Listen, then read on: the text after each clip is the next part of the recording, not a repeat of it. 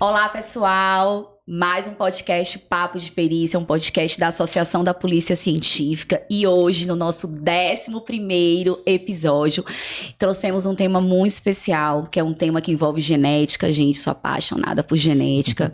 E o nosso tema hoje é banco de perfis genéticos, da elucidação de crimes à localização de pessoas desaparecidas. Então, para falar sobre esse tema, a gente trouxe aqui Jason, perito criminal e também gestor do banco de perfis genéticos no Maranhão, não é isso, Jason? Exato. Então, Jason, se apresente, conte um pouco do seu histórico, como você veio parar aqui na perícia, como você veio parar no Maranhão, né, que você nem é daqui. Então, conta pra gente um pouquinho quem é você. Ô, Carol, obrigado pelo convite. É sempre um prazer poder te rever novamente e participar desse programa que tem sido assim, uma referência na perícia, né? Acho que tem feito ali um histórico que está deixando um legado, inclusive, muito importante. Bom, é como você disse, né? Cheguei aqui no Maranhão, agora vai completar 10 anos. Só, né?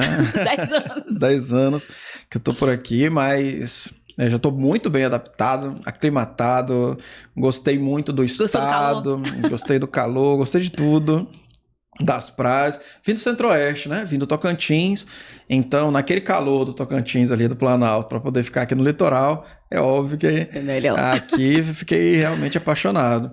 Mas eu já trabalhava na polícia técnica, né? Então eu já trabalhava na área de identificação no estado do Tocantins por 10 anos também. Certo. E só que lá com a área da papiloscopia, né? A papiloscopia é aquela que cuida das impressões digitais, né? Então, quando a gente observa lá nos filmes, sempre tem aquela pessoa que cuida ali da revelação da impressão digital, né? Então, era com essa área que é ligada à identificação humana. Então, a papiloscopia já tem essa vertente, né? Mas como Quantos anos tu trabalhou lá? 10. 10 lá, anos. mais 10 aqui? 10 lá, mais 10 aqui. Gosta mesmo de perícia, a gente trouxemos o convidado certo. E o fato é que na identificação humana, você tem várias áreas, né? A minha área de formação que é em biologia, né? Eu sou biólogo por formação, e isso me habilitou, então, a realizar outros concursos da área da polícia, e o perito criminal é um deles, né? Então, eu já vim para cá com o concurso da Polícia Civil de 2014, né? O concurso é de 2012, mas, enfim, a turma só foi chamada em 2014. E tive aí a grata felicidade de participar dos quadros em algumas áreas da Polícia Civil daqui, do Maranhão, com o local de crime. Nós fomos, inclusive... A gente trabalhou no... a gente trabalhou no local de crime dupla, junto, né? Fomos dupla de local de crime. E eu fui aí seu calouro, né? Você já veterano. Não era não veterana demais nessa época, não, né? Muito. Eu tinha o quê? 3 anos? 4 anos de perícia. Mas depois aí eu encaminho mais para a área laboratorial. E recebi o convite, à época, a doutora Cristiane fez o convite para que a gente pudesse trabalhar na área de genética que não existia aqui no estado. Era um desafio fazer com que nós tivéssemos uma estrutura que pudesse realizar exame de genética. Sim. Né? E genética está ligada à identificação humana, então isso me deixou assim, bem feliz. Genética tem tudo a ver com a área das ciências biológicas, né? A gente percebe que os estudantes têm uma curiosidade muito nessa área, a gente recebe bastante, tanto do ensino médio quanto das universidades com o pessoal das ciências biológicas, e eles ficam sempre muito interessados, né, na área da perícia, e foi também por aí. Eu fui já fui um estudante interessado, né? E trilhei por esse caminho, e a genética aí ela tem muito a ver, ela está muito ligada nessa área. Hoje, no Instituto de Genética, a gente tem, basicamente, farmacêuticos, né? Farmacêuticos dominam a perícia, viu, gente? No Maranhão, então, eu acho que é uns 70%. Existe essa facção da farmácia. Tem. Mas a biologia está lá, resistente. A biologia também, né? Somos poucos na área da perícia, inclusive biólogos, por favor, né? Estejam juntos, vamos participar. Muito bem-vindo. E tive aí a oportunidade de ser chamado para trabalhar em uma área da genética que é essa que a gente vai conversar hoje, que é sobre o banco de perfis genéticos, né? Mas antes de falar do banco, vamos primeiro explicar. Lembra que um dos objetivos do podcast é divulgar a perícia, e um público que a gente tem, eu falo tanto pelo Instagram, é público de pessoas interessadas, pessoas que querem seguir a carreira, então a gente não pode, né, partir logo para o que é um banco sem antes falar o que é um perfil genético, como que surgiu a genética no Brasil, como que surgiu a genética aqui no Maranhão, que é uma história também muito interessante. Então vamos começar do começo, Jason.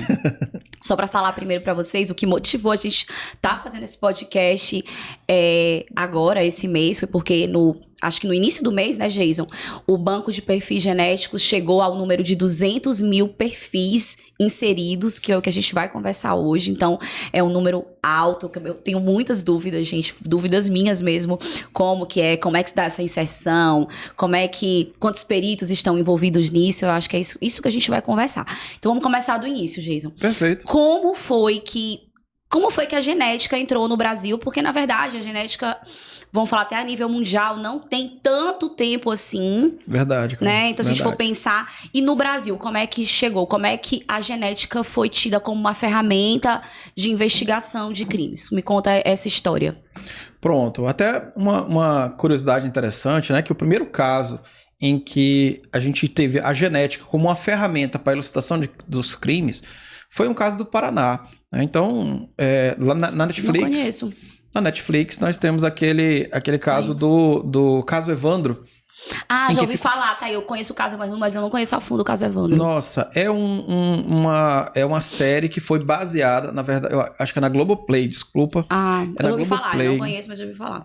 Ela foi baseada em um projeto chamado Projeto Humanos, que um jornalista chamado Ivan Mizanzuki, ele é do Paraná e ele resolveu investigar por que algumas crianças estavam sumindo no Paraná. Na década de 90, algumas crianças estavam... pra gente se localizar no tempo. 92, tinham crianças sumindo no Paraná. Existia ali uma comoção tempo, né? no Paraná. Assim, não podia deixar criança na rua, que criança sumia. Né? Até hoje, existem as mães que procuram essas crianças com cartazes de desaparecidos.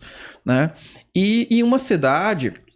que é Guatuba, se não me engano, lá no interior do Paraná, sumiu uma criança que veio a ser o Evandro, né? Então, o Evandro, ele sumiu. Ele sumiu com quanto tempo? Eu quero uma criança de quanto tempo, para eu ter uma ideia de Ele era uma criança de 8 anos, mais ou menos. Já era uma criancinha grande. Não, porque não é que eu falo assim, gente, uma criança que já consegue falar, que já consegue se localizar, sabe onde mora. Por isso que eu perguntei, que eu não conheço realmente o caso. Agora até me recordando, né? Primeiro sumiu uma criança chamada Leandro Bossi. Foi essa criança que sumiu. E o Leandro Bossi, ele vinha de uma família muito humilde. Né, os pais, muito simples, enfim, e foi mais um caso de sumiço no Paraná. Só que, com alguns dias depois, sumiu uma segunda criança na cidade, uma cidade pequena, que é o Evandro. Né? Então, e isso chamou a atenção. O Evandro, ele era filho de alguns funcionários públicos da cidade, tinha ali uma conexão com o prefeito, e isso chamou a atenção. Por isso, esse caso ganhou repercussão. Então, na época, o governador deu uma atenção para que o grupo especial da Polícia Civil, chamado Garra, pudesse se deslocar até essa cidade para realizar algumas investigações. O projeto do Ivan Mizanzuki conta essa história, conta os erros que foram cometidos pela polícia, erros e excessos da época. Lembrando que a gente está ali pós-ditadura militar, né? Então, erros e excessos da época. E ele vem falando muito das perícias. Sim. Então, com 3 dias depois do sumiço do Leandro, do Evandro, me desculpe, o corpo do Evandro foi encontrado.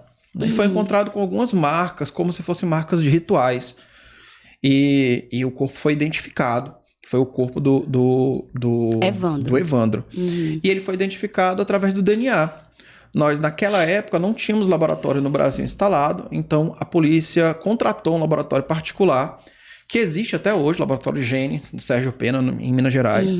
E foi ele que soltou ali o primeiro laudo de identificação. Que foi usado para um fim criminal, para uma identificação. Um fim criminal, de identificação.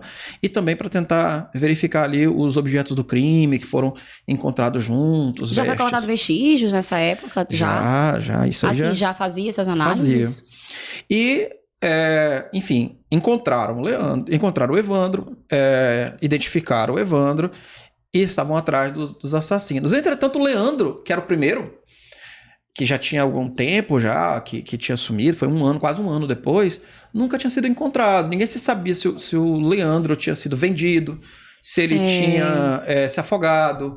O que aconteceu... O Leandro tinha quantos anos? Assim, também, mas todas as crianças, 17, 8, 9 anos, toda nessa faixa. E até que em algum momento, procura, uns meninos andando no mato, encontrou uma ossada. E essa ossada foi a ossada que, na época, suspeitava-se que era a do Leandro Bossi. E naquela época, Carol, mesmo com o início da genética, não foi possível determinar com clareza se era ou não Leandro. Sim. Mas já teve ali o laudo do DNA, né? O fato é que, depois de passar todo esse tempo, ano passado, a gente conseguiu fazer uma reparação histórica. Ano passado, os restos mortais daquela época, daquela ossada, foram encaminhados à Polícia Federal. A Polícia Federal, com as novas técnicas que nós temos hoje, com materiais muito mais sofisticados, né, com um nível de capacidade de detecção muito alto para... A gente está falando de uma ossada aí de 30 anos, né? Pois atrás. É isso que eu ia te perguntar, meu Deus, que então, é muito você imagina tempo. que o DNA precisa suportar ali dentro do osso todo esse tempo, né? Foi enterrado, passou por sol, chuva, enfim, decomposição, agentes microbiológicos.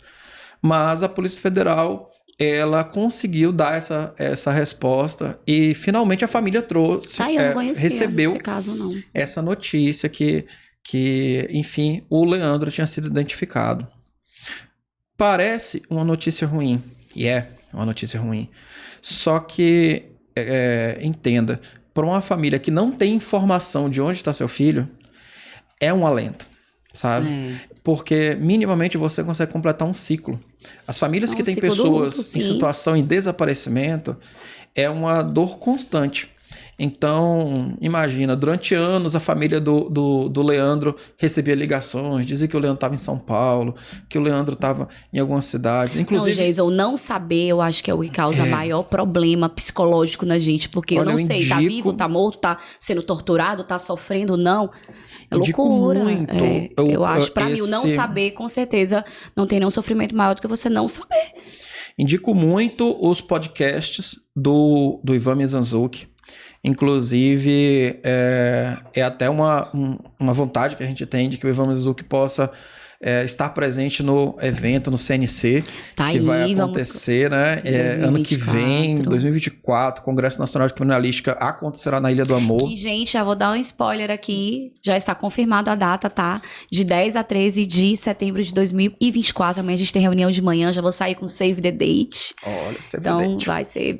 A gente vai fazer aí o maior esforço do mundo para trazer todas as referências, né? Palestras bem interessantes. Tanto para o público aí, vocês, nós que já somos profissionais, quanto pessoas que são aí entusiastas, que querem entrar na carreira. Então, quem tiver curiosidade, entra na internet, Projeto Humanos. Mandou já para mim. Isso. Pode colocar na internet. Legal. Lá você vai ter acesso aos podcasts e toda a documentação que o Ivan levantou. Inclusive os laudos da genética estão perfeito. Com essa documentação toda muito bem lastreada. E foi um trabalho incrível. E isso conectou, Carol, até não sei se você sabia, o trabalho do Ivan se conectou com os casos de crianças que desapareceram no Pará e no Maranhão. Que já vai entrar no caso dos meninos emasculados. Também era na década de 90 e que também morriam com alguns sinais de mutilação. Né? Não, eu não sabia lá no Paraná não tinha emasculação. Mas aqui crianças também sumiam. E o Maranhão vivenciou isso. Foi nessa década? Foi nessa época também? Foi nessa época que começou em 92 e aí foi prolongando até que em 98 o Francisco Chagas foi preso, né? Então, e o Ivan Mizanzuki, depois que ele termina toda essa apuração no Paraná, ele passa a olhar para os meninos emasculados de Altamira e também para os meninos emasculados do Maranhão. Sim. Então, ele faz uma série de entrevistas com os delegados da época, com os peritos da época, e é um um conjunto informativo muito interessante. Mostra muito bem como que a perícia do Maranhão agiu de maneira excepcional. Por que lá no Pará, até hoje, isso talvez seja considerado um dos maiores escândalos judiciários do Pará, porque você tem 2 pessoas pagando pelo mesmo crime. Aqui no Maranhão a gente julgou e condenou Francisco das Chagas, só que no Pará eles julgaram e condenaram outras pessoas pelos mesmos crimes. Então, um dos 2 estão errados, né? Só que o Ivan Mizanzuki trouxe aí um levantamento incrível que não deixa dúvidas que todos esses casos, Altamira e também São Luís, se tratavam do mesmo agressor, que era o Francisco das Chagas, né? Então, o Francisco das Chagas, eu já faço a conexão, ele foi estudado por psicólogos, por criminalistas, e uma das maiores referências em criminalística que nós temos no país, que é a Ilana Casoy, ela fez a sua pós-graduação com uma tese sobre o Francisco das Chagas. Então ela teve a oportunidade de vir na época, entrevistá-lo, tem um farto material. Na época ela estava sendo uma referência, mas ela ficou realmente conhecida com o caso da Nardoni, né? Então ela tem até livros publicados nessa área. Mas também é uma referência se tivermos a possibilidade de termos a Ilana Casoy, temos uma mesa redonda para falar sobre isso, tem tudo a ver com os nossos casos, vale bastante a pena.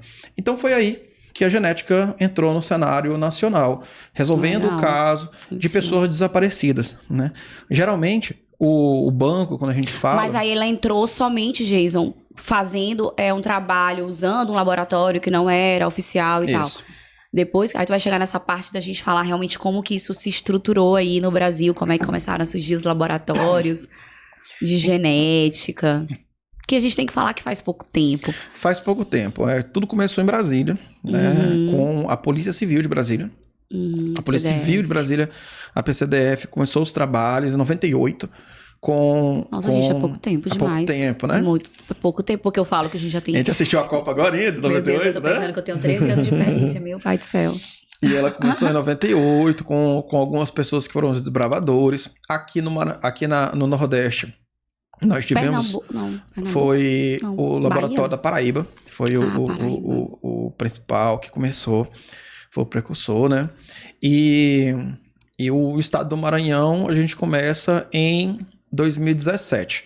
Eu vou contar uma coisa que eu lembrei. Cristiane, se estiver escutando, sabe como é que eu soube que vocês iam montar o laboratório? Eu lembro que eu tava chegando pro plantão, estacionando meu carro no Icrim, a Cristiane veio descendo, ela, amiga, tu nem sabe, eu vou montar esse laboratório, eu quero montar esse laboratório de genética e não sei o que. Aí eu olhei assim, eu falei, nossa, tá aí, gostei, né? Visionária. E assim, ela começou falando assim, a gente imagina assim, gente, será que vai dar certo? Né? Porque a gente logo pensa, será que vai dar certo? E foi assim, muito rápido. Eu lembro ela comentando, eu chegando à noite plantão, ela descendo do ILAF, na época ela trabalhava no ILAF, ela veio me falando, aí eu pensei, gente, será que vai ter esse laboratório de genética no Maranhão? E foi tudo muito, né, eu lembro que foi uma coisa, eu nunca esqueci, assim, eu tenho a cena na minha cabeça dela me comentando do laboratório. Carol, assim, eu acho que a gente tem pessoas apaixonadas na perícia, tá? Isso é... Eu acho que isso é fundamental. Se você não tiver aquela... Eu falo muito assim, a gente tem que ser visionário nas coisas. Tem que chegar e olhar, fora da caixa, falar, não vai dar certo, vai dar certo, vamos funcionar. E olha só, você falando aí da doutora Cristiane, que foi uma visionária, assim, ela realmente foi incrível, porque nós já tínhamos tido uma oportunidade de ter um laboratório. O Ministério da Justiça, lá em 2006, um dia falou, olha, vamos estruturar, vamos colocar laboratórios para funcionar, o que é que os estados precisam? E aí, acionou os estados, vem cá, a gente está pensando em fazer, vamos tentar preparar as pessoas, a gente precisa só de contrapartida. E a nossa contrapartida, salvo aqui o engano, bastava uma sala que tivesse com espaço, para que eles pudessem montar o laboratório. Então, só uma sala poderia funcionar o DNA na época. Era o que foi pedido. E parece que isso, nem essa contrapartida a gente pôde dar à época. E nós perdemos aí um bonde da história. Porque nessa época os laboratórios começaram a ser estruturados E a Senasp, né, que é a Secretaria Nacional de Segurança Pública, ela acabou fomentando esses laboratórios, e vários estados pegaram esse bonde da história e tiveram ali seus laboratórios que iniciaram os laboratórios. E o Maranhão ficou, né, passou o cavalo selado. Acontece que quando Cristiane, em 2009, entra no concurso, né? Eu falei 2006, 2009, ela entra no concurso, ela começa a buscar essas informações e começa a levantar a possibilidade, a gente vai colocar isso para funcionar. E aí ela começa a trabalhar nesse sentido, e na contramão da história, ou seja, fora, assim, na contramão dos fluxos de dinheiro que vinham naquela época, a gente conseguiu ter aí a concretização desse sonho. Foi quanto tempo, Jason, assim, até dessa idealização dela, da ideia, né? Não sei detalhes, né, gente? Eu lembro só que ela fez esse comentário comigo no estacionamento, que isso marcou. E assim, quanto tempo vocês conseguiram realmente tirar isso do papel, conseguiram concretizar o laboratório para dizer assim, olha, a partir de hoje está funcionando? Foi muito tempo? Foi. Foi porque em 2006... Quando teve esse momento, né? Talvez quando ela comentou comigo já estava bem próximo, assim, quando ela comentou. Eu lembro que quando comentou, né? Não foi muito tempo. A Senasp, ela enfim, capacitou alguns peritos daqui do estado do Maranhão, fez um acordo com as universidades, tanto a Universidade Federal do Pará, quanto de Alagoas. Eles montaram turmas para receber os peritos. Então, peritos daqui do Maranhão foram para o Pará, né, para poder se capacitar. Ou seja, desde 2006, que os peritos, então, tinham a capacidade técnica de realizar, mas não tinham casa. Não tinham casa nem equipamento, né? E aí o Estado passou a trabalhar, vamos dizer assim, on demand, por demanda. Acontecia um caso de repercussão. Cristiane viajando. Aí, porque não tem diária para poder viajar. Aí aconteceu um caso de repercussão. Olha, tem que resolver esse aqui. Aí os peritos pegavam mais ali 4, 5 casos que estavam ali esperando. E aproveitava aquela viagem. E pegava o carona e pedia pros colegas. A gente chegava, a gente queria resolver um caso aí no seu laboratório de outro estado, né? Aí quando chegava lá, é que a gente trouxe mais alguns, porque, né? Assim, é igual que a gente faz isso no interior. E desde essa época que a gente entende que a rede de laboratórios com que a gente fala, ela só funciona porque a gente tem pessoas apaixonadas também. Então, os colegas sempre nos deram muito apoio. Os colegas do Amapá nos receberam sempre muito bem. Os colegas de Pernambuco nos receberam muito bem. Fortaleza nos receberam muito bem. Brasília nos receberam muito bem. Então vocês iam onde ligavam? Olha, eu tô indo aí com uma amostra. Quem recebia vocês iam. Então é importante falar que mesmo sem um laboratório, os exames eram feitos. Claro, não no mesmo volume, né? Mas apenas os casos de repercussão e alguns que vocês colocavam ali junto para ver se solucionava. Ali, né? Pronto, então a gente pode dizer que desde 2006 existiu o desejo, né, de se fazer e de se montar. Mas o laboratório é um laboratório caro, os equipamentos são caros, e a gente tinha ali poucos insumos da vinda do governo federal. Foi necessário um aporte do governo estadual, através do Fundo Estadual de Segurança Pública, para que isso acontecesse. O equipamento mais caro foi conseguido pela própria Secretaria de Ciência e Tecnologia da época. E no final a gente precisava de um prédio, uma casa, né? E aí ornou de, na época, o secretário de Segurança Pública acumulou funções com a Secretaria de Educação. Uma época bem conturbada do final do governo Rosiana, em que estava ali uma confusão. Então o Ricardo Murat acabou...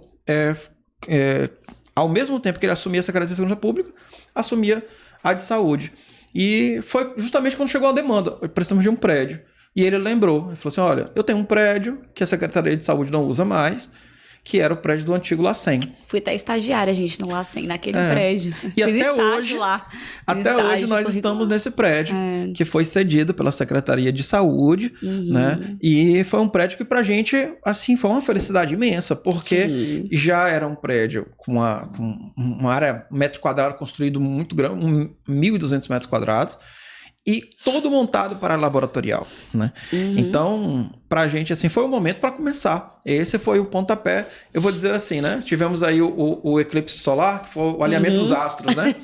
Nessa época, os astros se alinharam e as coisas começaram a dar certo e acontecer. E até que a equipe, quando a gente conseguiu formar a equipe, conseguimos preparar, qualificar a equipe, enfim. E em 2017 nós inauguramos.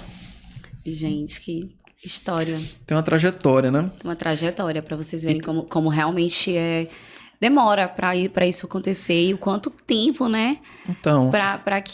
Quanto tempo para que realmente hoje a gente consiga ter um resultado. E Geison, vamos... E só antes da sua pergunta, eu queria só te dizer que em 2026 nós vamos completar 10 anos de Instituto, né? E eu tenho aí como um projeto pessoal a criação de um livro que conta a história desses 10 anos do Instituto de Genética. Porque hoje estou aqui eu falando aqui até um pouco em nome do Instituto de Genética, né? Tem muito mais gente, eu nem tenho a presunção de falar pelo Instituto, mas muita gente passou por esse caminho, nessa jornada. Hoje eu estou falando aqui, como diz o próprio Newton, né, montado no ombro de gigantes, porque outras pessoas já passaram. Sim. E eu gostaria de concretizar esses 10 anos com a edição e a publicação de um livro que vem contando um pouco da história da perícia, mas principalmente a história do Instituto de Genética, né? Nossa. E Geison, eu sou super orgulhosa, né? Eu sempre falo que eu sou super... Pra mim, assim, a genética, o DNA, assim, o ápice de você falar ciência...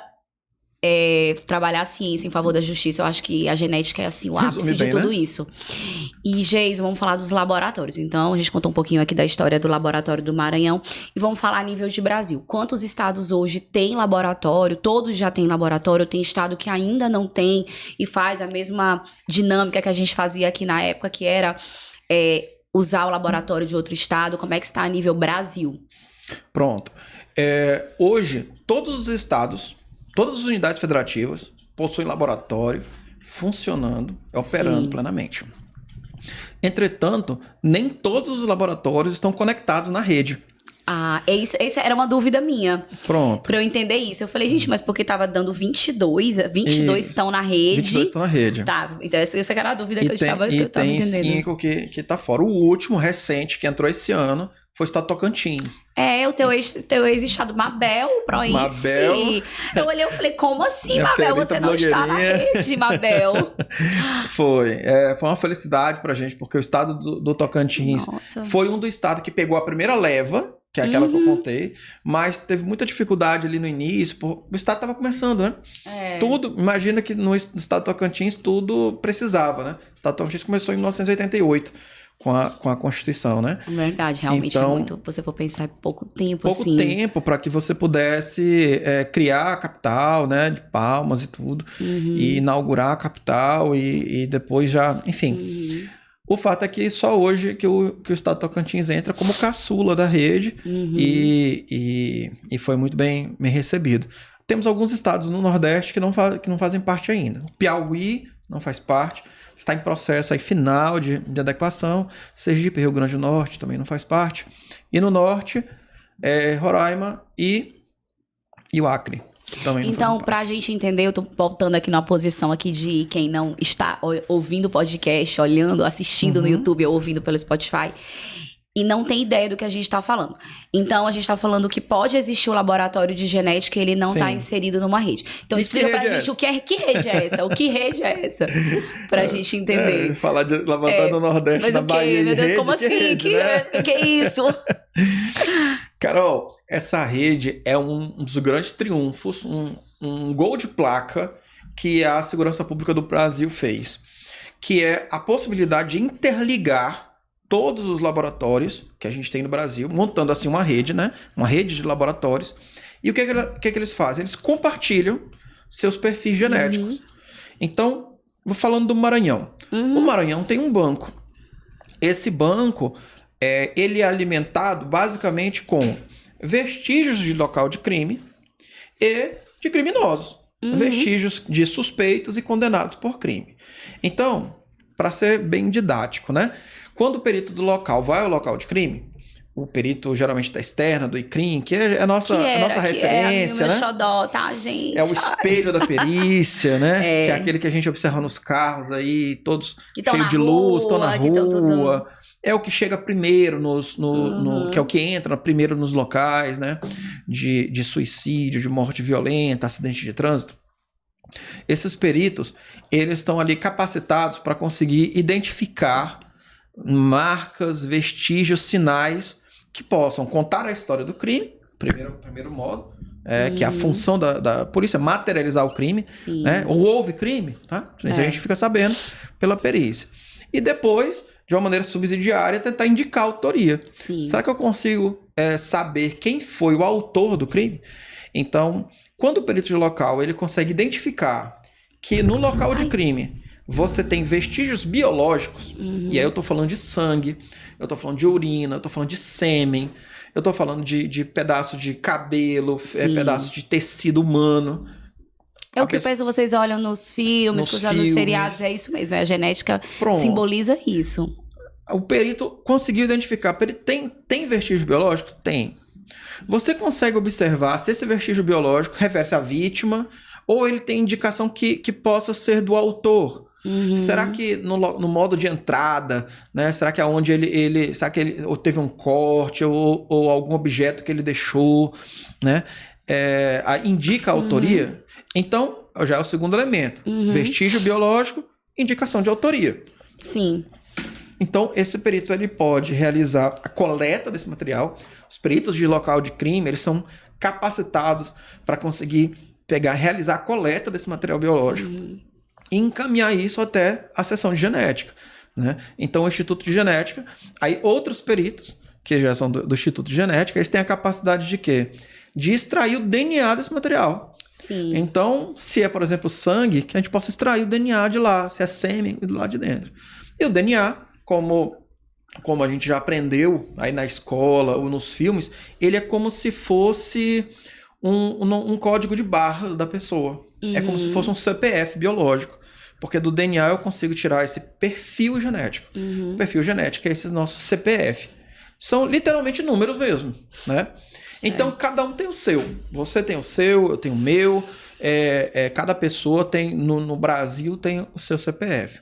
Ora, se eu conseguir encontrar vestígios no local de crime que tem ali indicação de autoria e eu tenho o CPF, é como se o bandido tivesse deixado cair o documento dele. Sim. Eu só preciso saber ler. Sim. Faz sentido? Perfeito. Então, é como se ele tivesse deixado a carteira de identidade dele. Então, você leva esse material, vai ter um perito que vai como se fosse ler esses dados. Sim. Né? E aí a gente vai conseguir, a partir dali, fazer um confronto. Com o quê? Um confronto com os suspeitos que são indicados pela delegacia. Então, imagina que eu coletei esse DNA e eu tenho esse CPF biológico.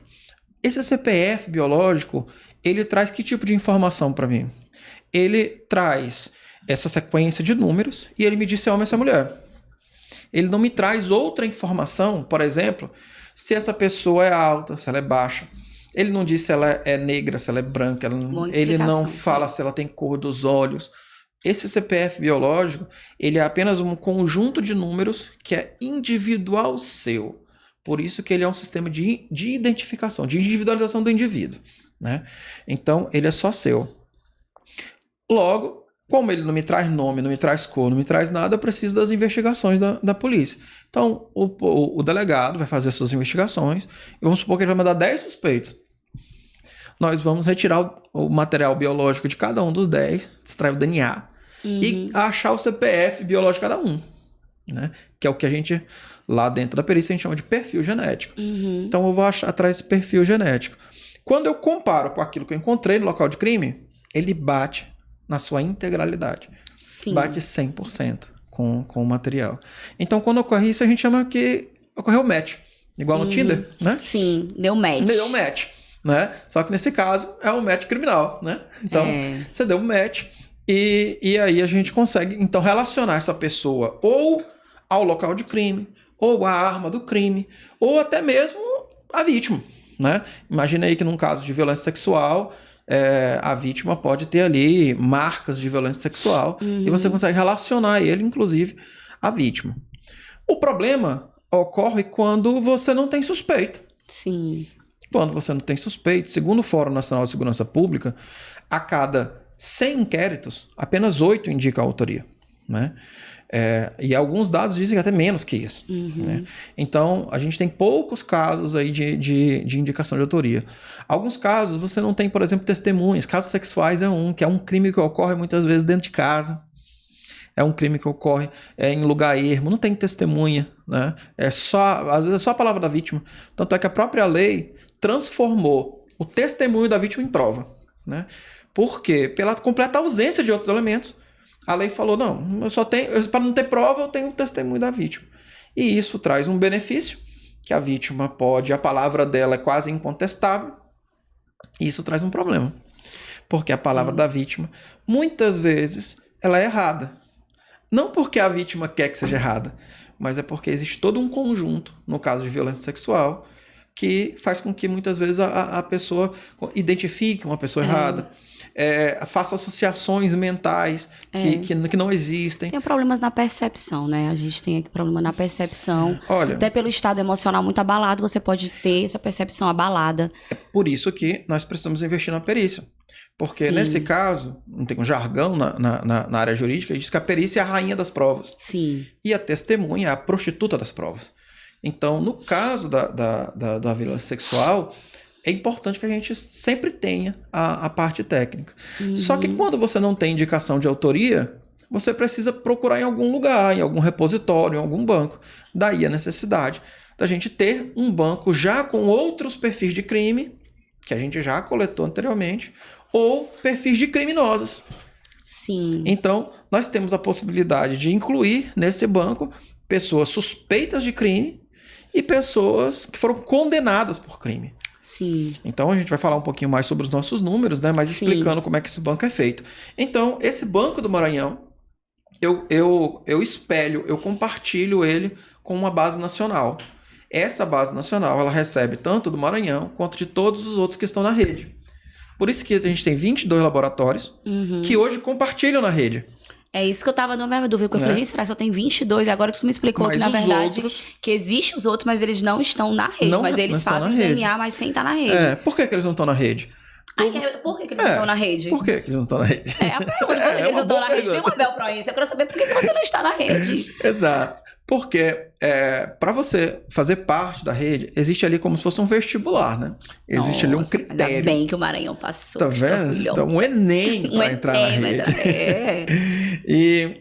Fala pra gente um pouco desses critérios para entrar na rede. Exato. Existe uma comissão que cuida da qualidade dos perfis, qualidade dos exames.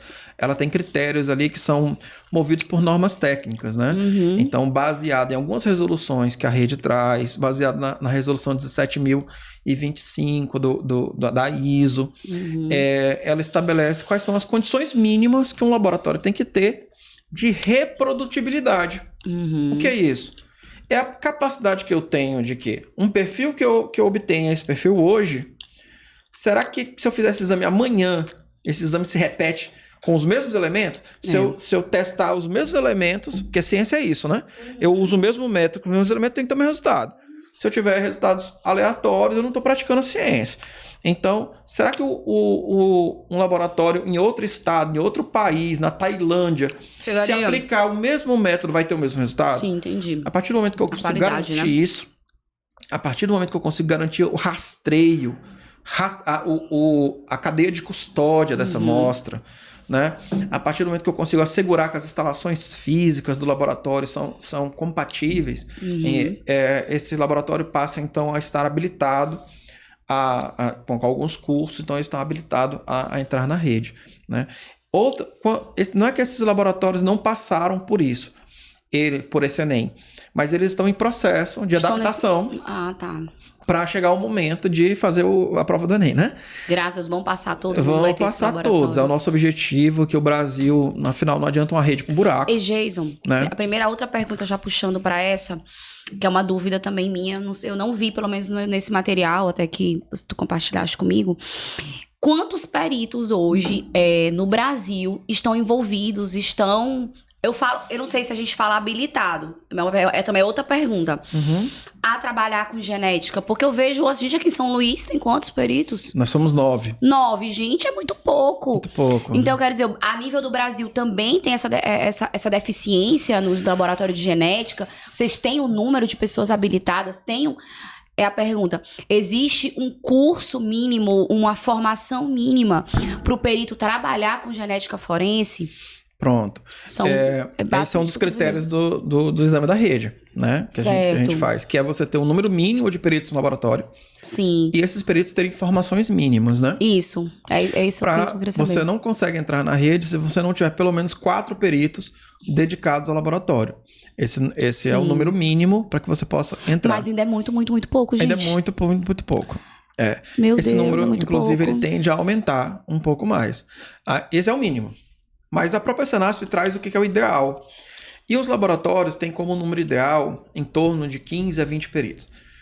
Laboratórios que têm mais de 20 peritos é porque são laboratórios grandes como São Paulo, que tem uma estrutura outra absurda. Coisa. Mas os laboratórios estão sempre caminhando aí entre 20 peritos, 15 peritos. Então, a nível nacional, quantos peritos a gente poderia falar aqui, quantos peritos hoje no Brasil estão hoje dedicados? Vamos falar quantos estão, vou falar habilitados, porque pode ser que eu tenha me habilitado, não tenha me adaptado, mudado de área. Né? Mas hoje, quantos peritos estão hoje dedicados à genética forense? Eu não tenho esse número assim fechado para te dar, posso fazer aqui uma estimativa, né, levando em consideração aí que cada laboratório tem entre uns 15, 10, né? Se você botasse 10, 200... uns 300 peritos pelo país, né? Contando, por exemplo, com a Polícia Federal, que a Polícia Federal ela é considerada, assim, entre aspas, como um estado, né? Para esse fim, né? Uhum. Porque o DF... Ele tem ali a Polícia Civil do DF, que tem seu banco, e tem a Polícia Federal... Que é na ANC, no INC. A Polícia Federal também tem o seu banco. Ela meio que conta como se fosse uma UF, né? Uma unidade federativa. Entendeu? Sim, mas é muito pouco. Por que eu tô te perguntando? Porque eu tava fazendo as contas aqui, gente. Quantos peritos tem? Porque a gente tá falando hoje aqui, foi o motivo da gente ter feito esse podcast, que foi o número de 200 mil perfis hoje no banco. Isso, no Banco Nacional. No Banco Nacional. No Banco Nacional. Jason, assim, como é que vocês avaliam esse número? Esse é um número realmente, pelo menos assim, a gente pensa, nossa, é um número grande, pequeno, se você for pensar o número de profissionais envolvidos, a complexidade do exame, tá dentro da expectativa de vocês? Como é que tu analisa? Então, Carol, esse número? Falando agora da rede, né? Só fazendo um histórico de como que ela surgiu. Ai, gente, até acabou, é tanta informação. A gente tem que colocar nas caixinhas, né? Pra não misturar, né? Botar para as pessoas ficam... Falando um pouquinho da rede, né? Já trazendo aqui o histórico, a rede começou, oficialmente, ela começou em 2013. Né? Mas ela, é claro... 10 anos, né? É claro que já existia ali uma vontade dos peritos que já trabalhavam com genética, uma articulação para que ocorresse essa rede desde 2009. Né? O que foi ali o start para isso foi o caso em Minas Gerais do Rodrigo Trigueiro, que foi o maníaco de Minas Gerais. Gente, esse caso também não conheço. Ele vitimou ali uma sequência de 5 mulheres. Né? Então as famílias pressionaram muito o Congresso para que a lei pudesse ser aprovada, o decreto pudesse ser aprovado.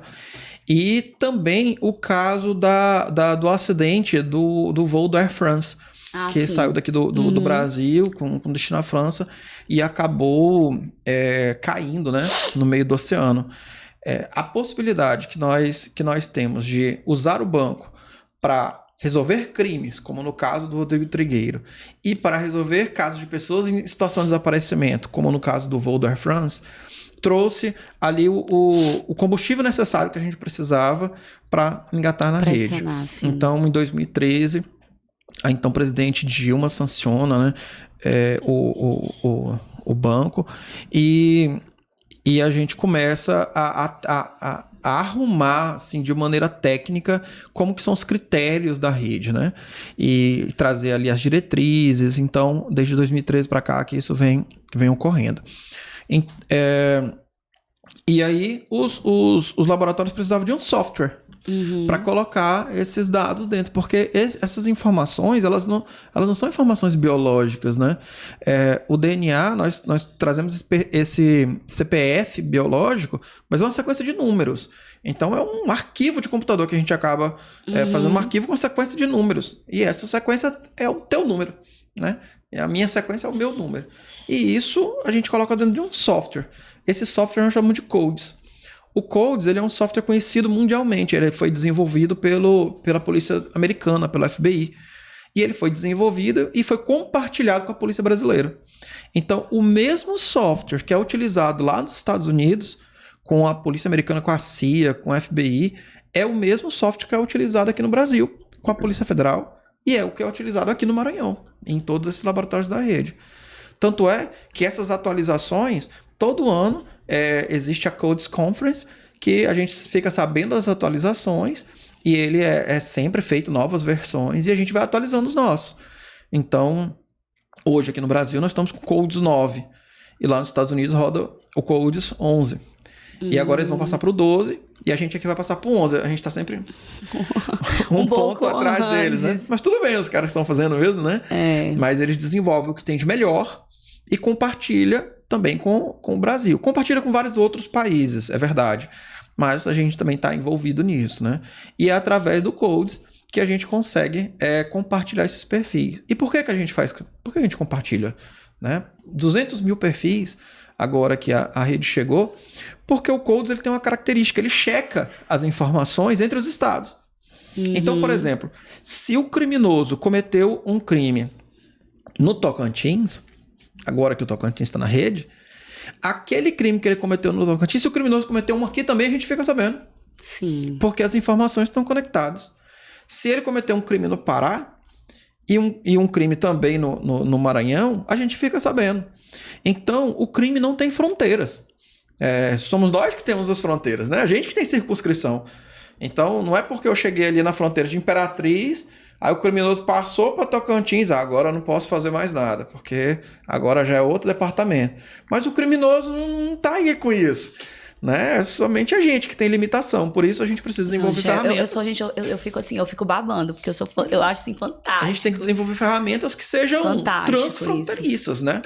E com a rede a gente consegue conectar o Brasil e também espelhar isso com a Interpol. Então, o estado do Maranhão, que tem uma área costeira muito grande, recebe turistas de todo mundo. E recebe também embarcações, né? Com chineses, com indianos, enfim, com pessoas de todas as nacionalidades, né? Pessoal da Tailândia.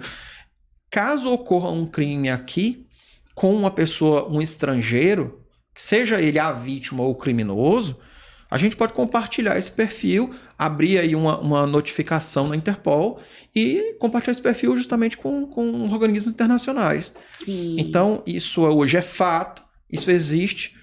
Eu tenho certeza que uma boa parte do nosso público não sabia dessa informação, porque muitas vezes os operadores da polícia, do Ministério Público e do Direito não conhecem essa realidade. Né? Eu acho muitas vezes não conhecem. Que é a nossa intenção, gente, Carol, de divulgar isso, porque tem que saber. Às vezes não conhece nem quais são os órgãos periciais que nós temos. Eu sou testemunha. Eu tô na Botec aqui, gente, há quase 3 anos. Eu já visitei praticamente todo o secretariado. Eu pergunto, você sabe onde fica o ICRIM? Aí fica aquela musiquinha. Não, cri, os grilos. Aí sabe aquela resposta? Eu falo, eu entendi, essa pessoa não sabe. Então, se as pessoas não sabem nem onde nós ficamos, né, fisicamente localizados, avalie o que a gente faz. E, Geison, a gente não precisa ir muito longe. Nós mesmo, peritos, muitas vezes, eu que tô fazendo podcast, olha que eu gosto de genética, já fiz os 2 cursos aí que vocês indicam, os 2 cursos aí pela PF. Não, tem um monte de coisa que tu tá me falando que eu também não sabia. Avalie outros peritos que trabalham de maneira muito específica em determinada área. Né? Então, a gente tem essa realidade internamente e externamente é muito pior. Então, isso é importante você falar. Eu passei por isso quando tive aí uma oportunidade, enfim, de ter que precisar do serviço do plantão da Polícia Civil. E aí fui no plantão da Polícia Civil e me identifiquei pro colega, pra autoridade policial que tava lá, né? Sou perito criminal, tá na casa. Ele, muito bem, tal. Trabalha onde? Falei, não, eu trabalho aqui no centro, no Instituto de Genética. Pra quem não sabe, o Instituto de Genética funciona no centro, lá onde era o prédio do Instituto do LACEN. Oswaldo Cruz, do LACEN. E aí eu falei, no Instituto de Genética. Ele, Instituto de quê? Aí eu falei, de genética. E ele falou assim, mas a gente não tem isso aqui. Aí eu falei, tem. É onde eu trabalho, é no centro. Ele falou, não, você tá enganado. Eu falei, então... eu não trabalho lá, eu tô inventando que eu trabalho lá. É isso, gente, eu fico impressionada.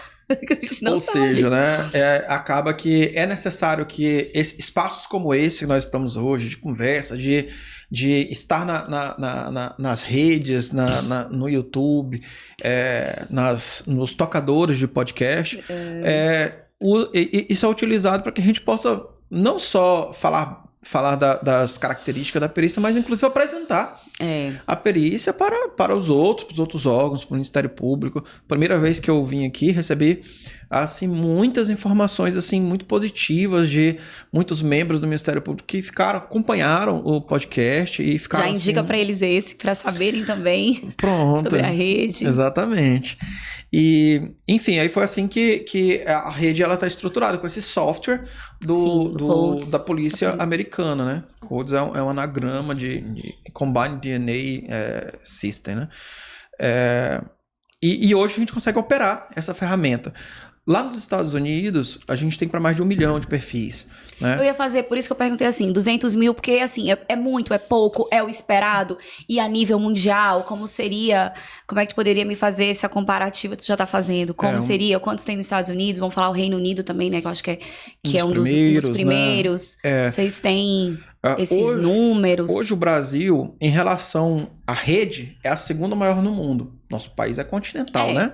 Então, também tem, imagina eu tô falando assim, como é que seria? 22 laboratórios fora dos Estados Unidos é muito, né? E 200 mil perfis genéticos é uma marca que realmente pra gente nos enche de orgulho, porque, apesar de ser pouco em relação aos Estados Unidos, mas representou um avanço gigantesco no material que eu te passei, que inclusive qualquer um pode acessar esse material. Sim, gente, muito bom, viu? Pra quem gosta de genética. RBPG, procura no Google RIBPG, que é Rede Integrada de Bancos de Perfis Genéticos. Você vai ser direcionado a um site dentro do Ministério. Dá pra colocar, né? Acho que no link aqui da descrição do vídeo. Pronto. A gente pode acrescentar. Exatamente, eu vou colocar o QR Code aqui embaixo. Vamos aqui embaixo. Sempre tive vontade de apontar, né? Aqui embaixo. Vocês vão assim, olhar aí o link para consultar. Exato.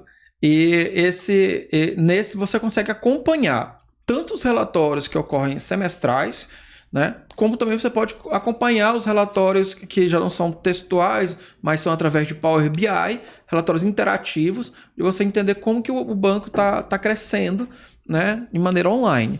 Então a gente vai observar que de 2019, 2018, 2019 para cá, houve um crescimento exponencial. A gente subiu praticamente como se fosse um ângulo de 90 graus. Teve uma subida muito importante.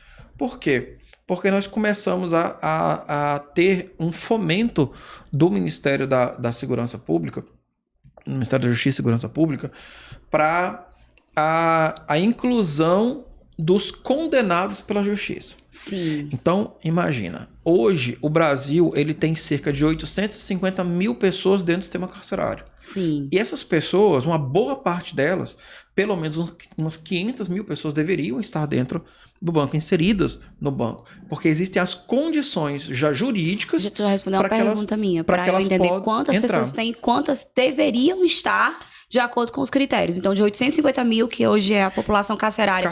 Hoje, pelo cálculo de vocês, eu creio que seja um cálculo grosseiro, 500 mil pessoas deveriam condições de estar no banco. Deveriam já você vai explicar pra gente que condições são essas para as pessoas poderem ter o seu perfil ali, os presos, né? Terem seu perfil inserido. Para que você possa ter o seu perfil inserido no banco, você precisa estar condenado pela justiça e condenado por um rol de crimes. Basicamente, para não ter que falar todos os crimes, basicamente os crimes hediondos. Crimes mais gravosos. Cita uns pra gente. Crimes como homicídio, crimes como os homicídios qualificados, feminicídio, crimes como estupro, todos os tipos de estupro vulnerável, né? Latrocínio. Esses crimes são crimes roubo que eles se você for condenado por esse crime, a legislação que é a LEP, a 7.210, ela traz a Lei de Execuções Penais, ela traz ali no seu artigo 9, dizendo que se você for condenado por esses crimes, obrigatoriamente você precisa ceder material genético. Sim. E se não ceder obrigatoriamente? Aí existem as penalidades que a própria lei impõe às pessoas que não cumprem medidas do sistema prisional. Mas aqui no estado do Maranhão, por exemplo, nós temos a coleta desse público, nós temos em torno, Carol, de 7.500 pessoas já coletadas e inseridas no banco. Qual é a população carcerária do Maranhão? Quantos vocês acham... Deveriam, né? Porque como eu falo, acho que vocês não sabem isso de maneira muito precisa, mas quantos deveriam estar? Pronto. E quantos tem, né? Pra gente ter uma noção do que seriam esses números. Hoje, a população carcerária do Maranhão, ela está em torno de 11 mil presos. Sim. Né? 11 mil presos, em torno de 7 a 8 mil desses 11 mil deveriam estar no banco. Mas eu falei que tem 7.500. Sim, pois é, então já tá. Mas é porque essa população ela vai mudando, né? Ela é uma população de 12 mil, mas o 12 mil desse mês não é o 12 mil do mês que vem. Então tem que ser um trabalho contínuo o tempo inteiro. Trabalho que não para. Eu ia perguntar também isso, como que funciona?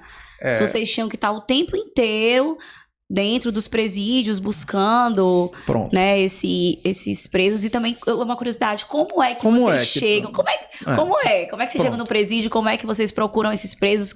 Quem dá essa informação? Como é que é esse trabalho lá dentro? Como é a coleta, que é uma curiosidade? Como é essa coleta? Então, assim... Vou anotar as perguntas. Enquanto isso, eu vou comendo. Porque, gente, olha só, eu trago convidado e é só eu que como. Porque eu estou com fome, faz a hora que eu tô fora de casa. Então, Carol... Vamos. Desde 2016, quando o Instituto inaugurou, nós começamos as coletas. Mas, basicamente, em 2018, 2019, a SEAP, que é a Secretaria de Administração Penitenciária, ela passou a entrar com uma parceira nessa coleta. Como a SEAP ela está presente em todo o Maranhão, a SEAP hoje tem 50 unidades prisionais funcionando no Maranhão, sendo que dessas 50 tem mais 8 APACs. 7 nesse momento em funcionamento e uma já em processo de implantação. Sim. Então, são muitas unidades prisionais. Só São Luís são 16 unidades prisionais na grande ilha. E o restante espalhado nas outras cidades.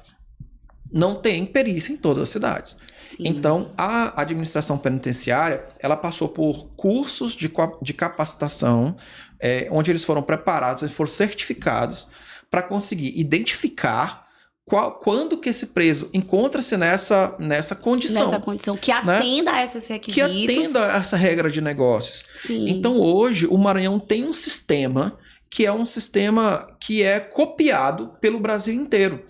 Só para você ter ideia, o Departamento Nacional Penitenciário, ele faz visitas aqui no Maranhão para entender como que funciona vários tipos de sistemas, inclusive esse, né, das coletas. Porque quando uma pessoa entra no sistema prisional, ela entra pelo centro de triagem. Lá no centro de triagem, ela passa 30 dias no centro de triagem. Para que esses 30 dias? Para que ela possa aprender a ser um presidiário.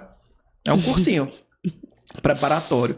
Ela aprende como é que ela deve falar, como é que ela deve se comportar, como é que ela deve andar, como é que ela faz os pedidos, quais são os direitos que ela tem lá dentro, quais são os deveres que ela tem lá dentro. E também é um momento para que o Estado consiga descobrir quem é aquela pessoa. Tirar as fotos, impressão digital, saber se o nome que ela está dizendo os dados sociais é aquele, para que a gente não tenha aí uma pessoa sendo investigada e condenada pelo nome de outra, um homônimo. Sim. Então, existe esse momento, né? E quando a gente conhece quem é o nosso preso, ele entra no sistema e quando ele é cadastrado, o próprio software ele vai analisar. Essa pessoa é um preso provisório? Se ela for provisório, no primeiro momento ela não é nosso cliente. Mas se ela for condenada por aqueles crimes, o sistema já avisa. Olha, essa pessoa tem que realizar a coleta. Então a gente pode dizer que é um sistema que funciona online. Quando a pessoa ela entra no sistema prisional, o próprio sistema já indica quais são as coisas que tem que fazer. Em cada unidade prisional existem setores médicos, com médicos, médicos, com técnicos. Né? É um trabalho assim impressionante que o secretário Murilo faz aqui no estado do Maranhão. Foi uma revolução. Desde 2014, quando ele assumiu, que era a época que nós tínhamos as cabeças cortadas, gente, eu ia falar isso, porque, gente, quem trabalha, eu trabalho desde 2010, de 2010 a 2014, isso, a gente viveu, a gente foi muitas vezes pra Pedrinhas. Aqui no Maranhão nós matávamos 10 pessoas por dia e deixava 10 amarradas pra matar no outro dia. Era loucura mesmo, presídio. Era um inferno na terra. E hoje, o estado do Maranhão, que era visitado por organismos internacionais de direitos humanos para nos aplicar sanções, Hoje nós somos visitados por organismos internacionais para nos dar copiar. Nos copiar e nos premiar. Nos copiar e nos premiar. Legal. Nossa, então, orgulho demais disso. Eu até, nas palestras que eu ando, eu sempre digo que quando eu entrava no Pedrinhas, antigamente, eu tinha a impressão que eu estava entrando no inferno. Se o inferno existir, era aquele jeito. Concordo. Eu falo isso também. Jason, pra mim, de tudo que eu já passei gente em local de crime, mais de 10 anos, pra mim, Pedrinhas, nessa época, era o inferno na Terra. Você entrou lá hoje? Hoje eu não teve entrei. Mais oportunidade. Na verdade, eu não tive mais porque eu saí. Você vai ficar impressionada com o nível de organização, com o nível de cuidado, de zelo. O lugar é florido, é arborizado, é um silêncio. Nossa, gente, ali parecia uma loucura, incrível. Era um barulho, era uma confusão. Eu até digo para os meus alunos, quando eu estou fazendo palestra, pessoal, olha, se forem visitar São Luís e a rede hoteleira estiver lotada, peçam para ficar em Pedrinhas, vocês vão ficar bem acomodados. Olha, gente, então realmente eu preciso conhecer. Não foi a realidade que eu conheci. Passei 4 anos indo pra lá, né? Aí fica realmente o registro do trabalho do secretário Murilo e toda a sua equipe, né? Inclusive passou no Profissão Repórter, semana passada, aqui o casamento humanitário que foi feito, né? Aqui no sistema carcerário, importantíssimo. Enfim, eles então consegue identificar e consegue realizar as coletas em todas as unidades do estado. Então não são vocês que vão nesses... Então, no caso, por exemplo, tudo. Nem tem como, né, gente? 9 peritos e nem todos devem estar envolvidos com essa coleta. Não teria nem... Humanamente seria impossível vocês irem nesses locais coletar. A própria unidade identifica, realiza a coleta e faz o encaminhamento desse material. Respeitando a cadeia de custódia, claro, todos os procedimentos. Teve uma pequena interrupção durante um tempo, mas isso já tá começando a acontecer e ser retomado, esse trabalho. Nossa, legal. Mas esse sistema, esse modelo, é um modelo que funciona, é um modelo que dá certo. E assim, Carol, eu digo para você que muitas vezes a gente fala sobre o banco e tá sempre falando sobre a área criminal, a gente tem a impressão de que o banco ele é utilizado para condenar. E não é. O banco ele tem como uma principal característica absolver. Absolver a pessoa que está sendo acusada injustamente, que pode ser o caso, mas também, imagina que para uma pessoa condenada, várias pessoas ali que eram indiciadas, suspeitas, saíram da investigação, sabe? Então, o próprio Francisco das Chagas, por exemplo, quando ele foi preso, aqui no Maranhão já tinham 2 pessoas pagando pelos crimes dele, sabe? Eu costumo dizer, Carol, que hoje o Francisco das Chagas é considerado um dos maiores serial killer do mundo. Pessoas do mundo inteiro querem estudar a mente do Francisco das Chagas. Só que ele só é essa celebridade porque lá em 98 nós não fomos capazes ou competentes o suficientes para prever os demais crimes. Isso. Porque se a gente tivesse ferramentas tecnológicas e de informação e de inteligência como nós dispomos hoje, a gente não conseguiria prever o primeiro crime. Mas a partir do segundo, do terceiro, a gente já conseguia estabelecer uma relação e possivelmente ele estaria preso e não teria vitimado mais de 45 crianças. Então esse é o preço que a gente paga e qualquer tipo de investimento não chega perto da dor das famílias. Não. Né? Então, hoje, esse trabalho, o Francisco das Chagas teve seu DNA coletado, eu estive lá em Pedrinhas, realizei essa coleta do Francisco das Chagas e eu tenho certeza que, assim, o tempo de crime dele passou, né? Porque... Não cruzou, não deu nenhum... Depois não deu mais nenhum match. Passado, ele tá preso desde 98, né? Então não deu. Provavelmente preso sozinho, não. Com ele a gente não teve nenhum. Até porque a gente não tem vestígios dessa... Ele tá preso desde 98? Nossa, eu nem sabia. E tá pra sair. Meu Deus do céu, Jesus amado. Então aí, amigo, agora ele tá pra sair, a gente não sabe o que vai acontecer. Então, é assim que acontece, Carol. Essa coleta dos presos que são condenados pela justiça. Nós temos agora, como projeto, começar a trabalhar com os presos não condenados ainda, com aqueles que são suspeitos, né? Então, a gente tem tentado estabelecer uma parceria e eu acho que isso vai funcionar, vai dar certo, para que a gente também realize as coletas antes das pessoas entrarem efetivamente no sistema ou antes de serem condenadas. Porque é uma outra lei que cuida desse regime, que é a Lei 2037, de 2012, de 2009, ela que traz essa possibilidade. É uma possibilidade que tem respaldo legal, os tribunais superiores também trazem amplamente essa possibilidade e hoje a gente tem plenas capacidades de realizar isso aqui no Maranhão. O sistema do Maranhão, o sistema de justiça do Maranhão é premiado pelo país, viu? Porque, só para você ter uma ideia, essa comunidade carcerária de 850 mil pessoas no país, muitas delas já pagaram seus crimes, mas ainda estão presas. Por quê? Porque não tem pessoal suficiente para analisar. Se você estiver preso em algum estado, você não tem ninguém que fale por você. Olha, a fulano já terminou a pena dele. Tem que olhar e tem que estar o alvará de soltura. E aqui no Maranhão, não existe essa realidade de presos que passam um dia a mais do que o dia necessário, porque existe um monitoramento importante do trabalho do Tribunal de Justiça e a gente entra mais como uma peça somando nessa engrenagem toda aí. Jason, vamos falar dos condenados, porque é algo realmente também que me impressiona muito. Como a gente está falando que a função da perícia não é condenar, a função da perícia é a verdade, muitas vezes a verdade é absolver uma pessoa. Então, assim, tu tens, assim, eu queria saber de dados, vamos falar, assim, de resultado. Quando vocês inseriram aí, que a gente tem o quê? 7.500 perfis inseridos, vocês têm os dados de dizer assim, olha, tantas pessoas estavam ali presas injustamente, o laudo ali, foi a genética que absolveu aquela pessoa, ou não? Tem algum dado, assim, Sim, que a gente possa... Tenho. Porque, assim, quando a gente fala de dado, parece que a coisa... 7.500, mas assim, o que realmente isso aconteceu, o que significa, o que isso resultou na vida, de quantas pessoas mudou o curso de quantas pessoas, o curso de quantos processos, sabe? Pronto. Tem isso? Olha, tenho sim.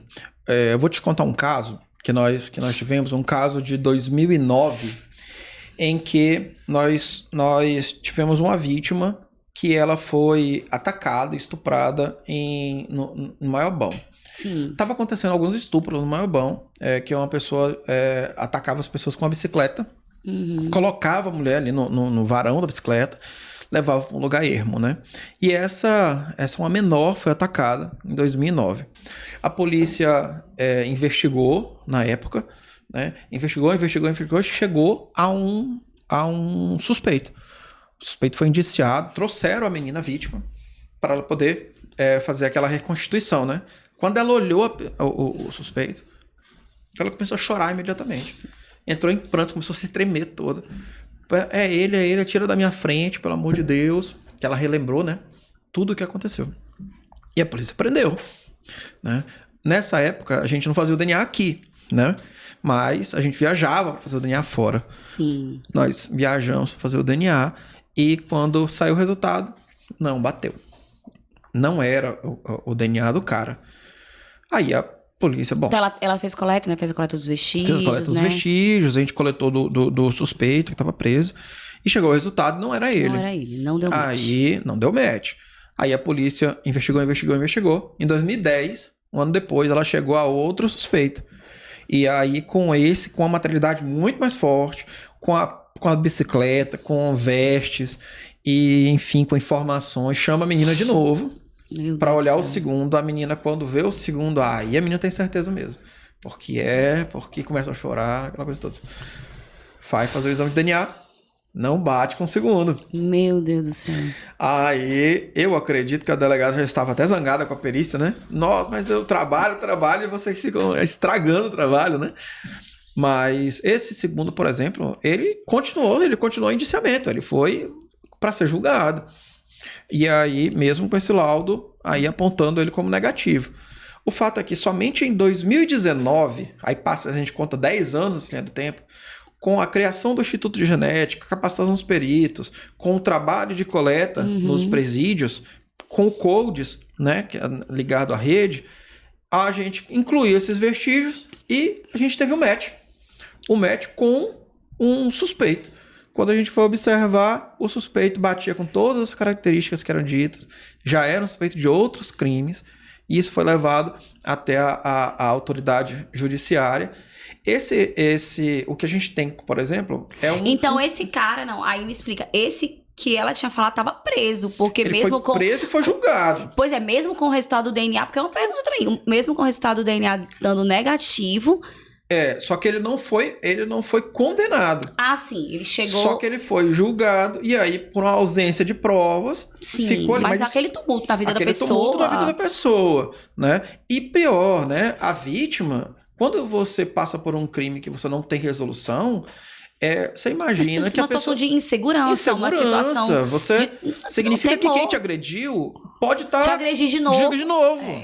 Pode estar na rua, pode passar na sua casa ali outra vez, entendeu? Meu Deus. Então, o fato de você não ter essa pessoa pagando, você não sabe quem é a pessoa, não ter nome, não ter foto, a polícia não saber quem é, causa uma instabilidade, uma sensação de insegurança muito grande. Então, 10 anos depois, sim, a justiça foi feita. Nos Estados Unidos, isso é muito bem valorizado, que eles chamam os cold cases, né? São casos que já estavam fechados. Sim, também, é um caso nosso, é um cold case, né? E nós tivemos outros, quadrilhas interestaduais. Por exemplo, teve uma quadrilha aqui no interior que ela só atacava em motéis da beira de estrada. Uhum.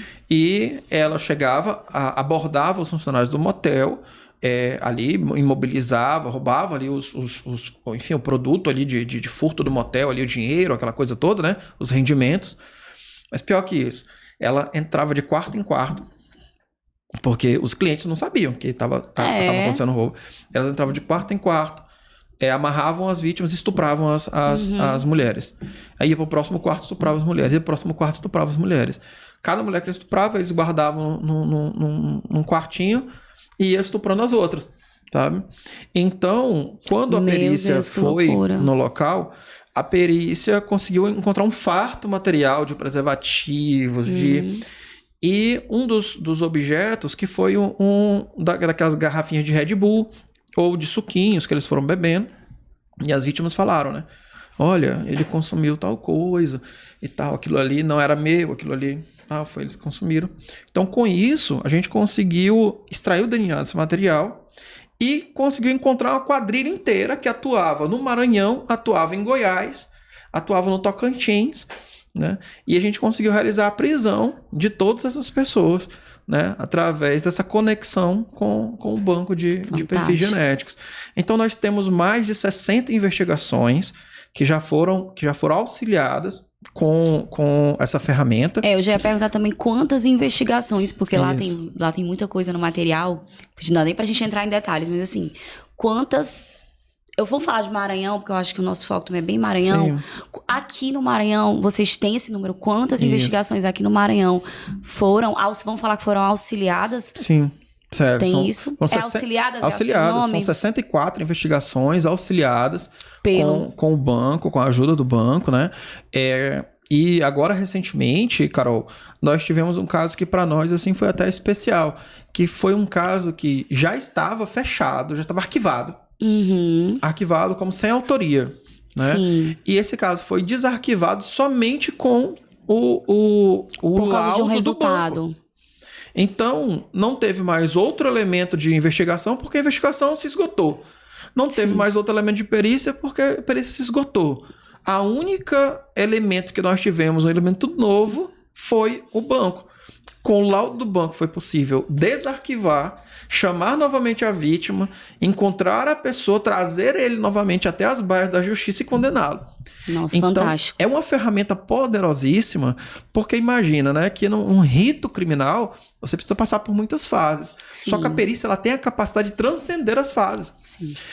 Eu diretamente converso com os promotores criminais e eles sempre me relatam essa questão. Olha, quando eu tô com o laudo pericial na mão, a gente passa a estar com muito mais segurança, né? Chega até a dizer assim, agora é fácil ser promotor, porque o promotor ele não tá lá para acusar, ele é o responsável pela verdade do processo, né? Também. Sim. E é o autor da ação penal.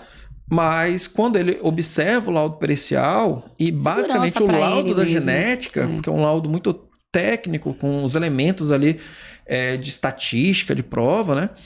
Isso causa muita segurança para os promotores e também para o juiz, né? Porque os juízes também sofrem com a falta de informação, com a falta de perícia, com a falta de dados, de elementos, né? Então a gente observa que isso é talvez uma grande parte dos casos em que as pessoas não são condenadas ou são condenadas de maneira errada, que é pior ainda, né? Pior ainda. por uma falta de uma perícia bem feita, elementos periciais bem feitos. Daí a necessidade que a gente tenha equipes em todas as cidades, né? A gente vê que hoje a Polícia Civil, por exemplo, tem 22 regionais de perícia, né? As sedes de comarca com promotoria são 43 sedes de comarca. A perícia a gente está em 3 E que é um cidades. Outro objetivo, gente. A gente está falando, todo podcast eu falo isso. Um dos objetivos também é esse apelo, né, Jason, que a gente precisa interiorizar a perícia. A gente tem hoje o quê? 3 locais. Tem Timon, Imperatriz e São Luís. E aí, como é que funciona? Não tem, gente, não tem como. Eu fico falando todas as vezes, não tem como eu pensar em justiça sem pensar nessas provas, né? E assim, pensar que a gente tem todas essas ferramentas, todo esse arcabouço aí tecnológico, tem pessoas capacitadas, e a gente não tá usando da maneira que poderia usar. Por isso também que a gente tem que divulgar isso. Verdade. Você falar aqui, gente, você falar aqui pra mim, eu fico assim encantada. Você falar aqui que vocês, nossa, chegou a autoria. Você desarquivou aí um processo. Você desarquivou por causa de um laudo, por causa de uma prova. Sabe, gente, é algo que eu não sei ainda como é que a gente não conseguiu. Por isso é a rainha das provas. Alavancar, por que a gente não consegue sair desse nosso marasmo, né? Esse número baixíssimo de profissional. A gente não consegue interiorizar a perícia, sabe? Então a gente tá assim, a gente faz esse canal, a gente também é como um apelo mesmo. Verdade. Porque tem que acontecer. Sabe, Jason, eu falo assim, quando você vê, a gente num caso recente aqui, que tá no podcast também, o caso da Mariana Costa, que também foi um trabalho aí belíssimo do pessoal da genética, não teria tido o mesmo desfecho se tivesse sido interior. Feminicídios que acontecem aí todo dia, eu divulgo sempre isso, todo dia eu falo de feminicídio, homicídios que acontecem aí no interior, e o que acontece? Nada. Não acontece nada, por quê? Porque não tem prova. Não tem prova nenhuma pra condenar. Na verdade, quando você vai fazer aquele rito todinho, chega lá, cadê as provas? O cara não é condenado. E, Carol... Não, gente, assim, aí você fala, aí você vai entrar no ciclo da injustiça, no ciclo da impunidade. Então, enfim, assim... É uma grande reflexão, assim, porque assim, eu mesmo falo, gente, eu não consigo entender como é que a gente não consegue, como é que a gente tá travado aí. Pra piorar a história, né? Gente, com eu falo relação assim... ao assunto da interiorização, você tem perícias perícias que vamos pensar completas. São Luís... eu tô falando completas. São Luís, Imperatriz e Timon. Porque e alguns outros polos, mas eu falo que é muito pouco. Tem ali alguns polos que tem medicina legal. Mas ainda muito pouco. E Balsas ali iniciando.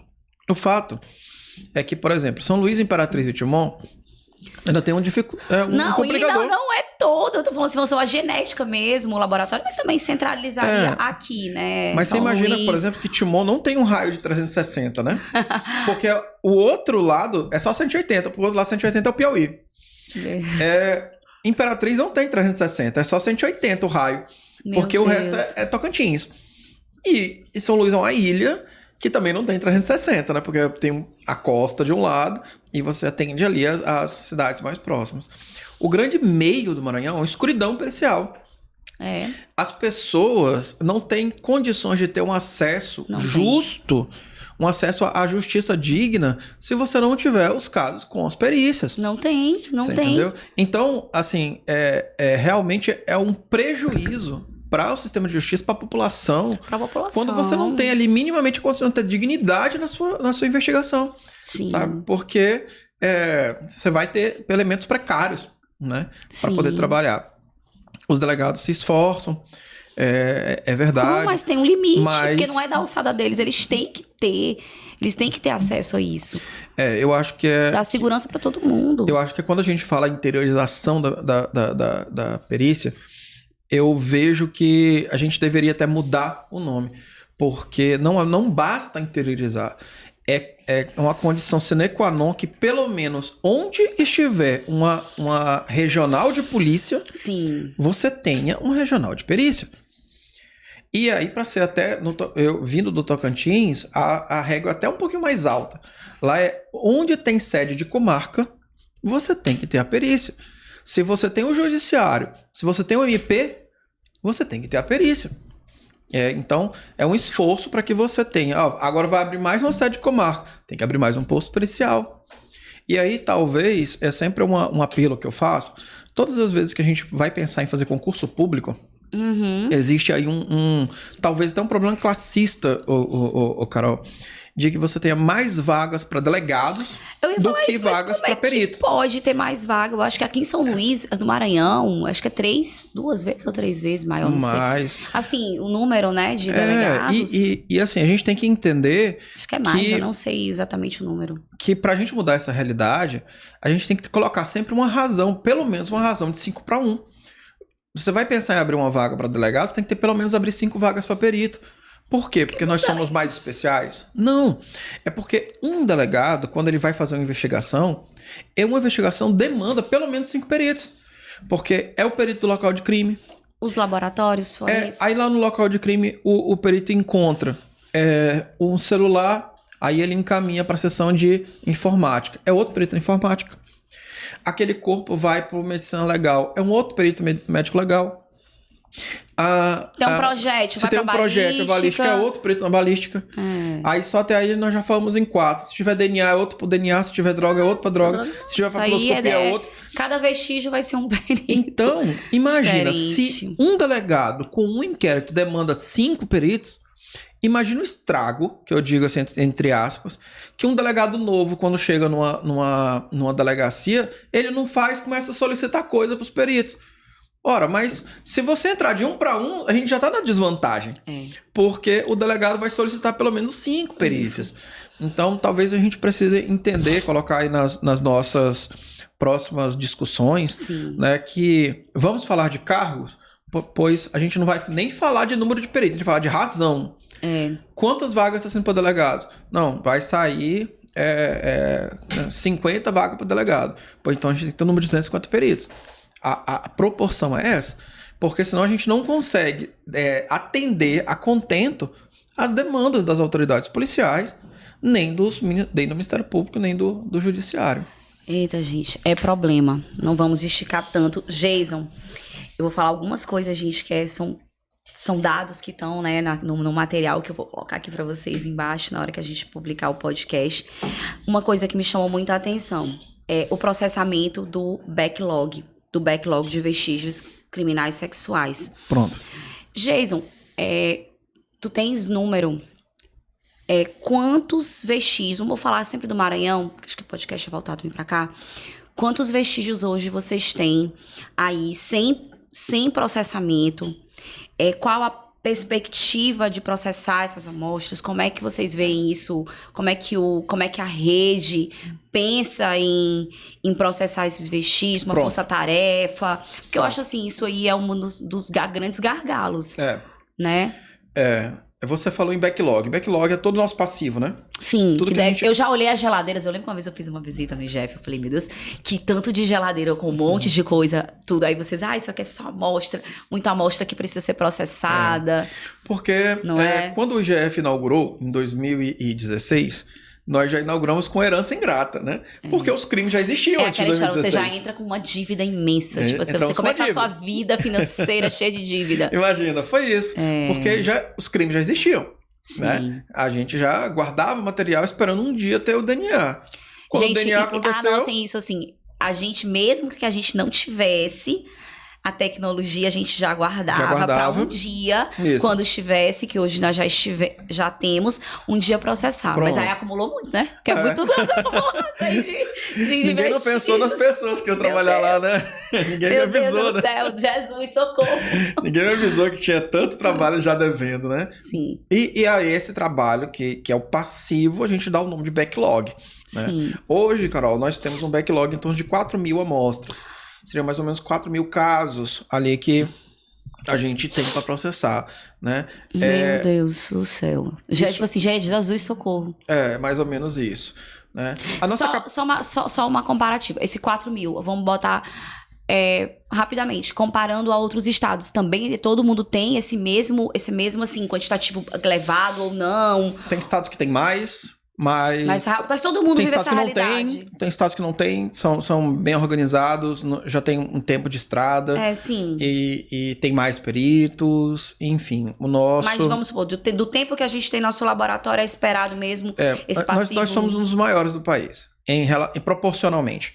Sim. Né? Proporcionalmente, nós somos um dos maiores do país. Meu Deus, 4 mil é bastante para a nossa realidade. Só para você ter uma ideia, se nós hoje fechássemos nossas portas para não receber mais amostras e falar, não, a gente só vai fazer o que está o para trás mente, né? Como diz o Dorito Paraguaçu, o para trás mente e nada para frente mente, a gente passaria pelo menos uns 3 anos, 4 anos trabalhando e capaz de não conseguir chegar a processar tudo isso. Bom, mas tem uma luz no fim do túnel. Por quê? O Ministério da Justiça e Segurança Pública tem investido de maneira bem consistente na aquisição de plataformas automatizadas, né? Que são robôs de processamento, onde eles conseguem processar um número assim, expressivo de amostras de uma só vez. Então, somado a isso, a Senasp ela também tem promovido algumas viagens, que a gente diz missões, para processamento dessas amostras em centros de processamento. Hoje, Brasília, a Polícia Federal tem um centro de processamento que chama SEMPAS. O Estado do Maranhão já viajou para Brasília para realizar esse processamento lá no SEMPAS. Levamos 480 amostras para processamento. Bom. É muito. É muito, porque você está falando de 4 mil, gente, tu leva quase 500 aí. E isso, para você levar 480 amostras, por exemplo, pra você ter uma ideia, nós conseguimos identificar de lá 132 amostras de suspeitos. Sim. Então, ou seja, nós voltamos com um resultado com 132 perfis de estupradores diferentes. Meu Deus. É como se a gente tivesse desembarcado com um Boeing de estuprador. Para você ter uma ideia do tamanho da informação, né? E tudo isso foi inserido no banco. Significa que se eu tivesse a possibilidade de processar todas essas minhas amostras, essas 4 mil amostras... Mas não daria, já que vocês conseguiram de foi uma única vez assim, conseguiram dar uma leva, 480, então... Foram em 2 missões. 2 missões, mas então daria, se você pensasse em fazer essas missões... Passar viajando. Viajando. Mas aí tem então o resto do Brasil. Então não é algo impossível, que eu ia dizer, meu Deus, então não é tão impossível assim. E assim, eu acho que a ideia é que a gente passe a fazer menos missões, mas trabalhar melhor aqui. E por que você foi fazer a missão lá e não trabalhou aqui? Justamente pela capacidade de processamento que um centro ele tem, e a gente não tem tantos peritos assim para trabalhar. Porque apesar do maquinário hoje... também tem que explicar isso. O maquinário está apto a funcionar, você precisa de um ser humano capacitado para alimentar esse material e principalmente para tratar esses dados. Sim. Então hoje, Carol, hoje o nosso ponto fraco é realmente na quantidade de pessoas. Sim. Formação de um perito que consiga tratar esses dados. E na genética, você passa por tem uma curva de aprendizado para que você possa trabalhar com essa questão. Isso que eu te falei, da preparação daquele perito para trabalhar de maneira bem específica. Genética, ela precisa de um tempo. E talvez dentro da área da perícia, eu posso dizer assim, sem medo de errar, que seria a curva de aprendizado maior. A gente precisa de pelo menos ali um perito com 2 anos de trabalho para que ele possa ter segurança de falar assim, olha, agora nós estamos andando de maneira autônoma. Antes disso, ele trabalha sempre acompanhado, né?